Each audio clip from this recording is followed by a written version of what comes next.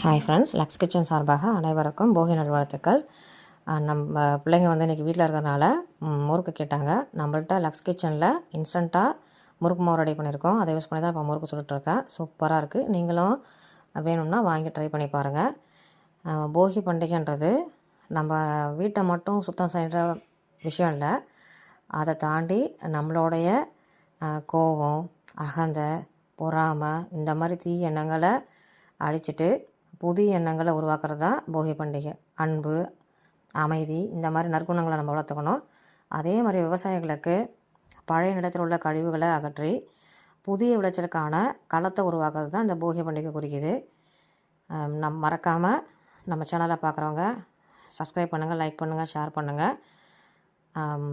இது வரைக்கும் நம்ம சேனலை சப்ஸ்கிரைப் பண்ணியிருக்க எல்லா லவ்வபிள் பர்சனுக்கும் ரொம்ப ரொம்ப நன்றி. பொங்கலை சிறப்பாக கொண்டாடுங்க. அனைவருக்கும் மீண்டும் போகி நல்வாழ்த்துக்கள்.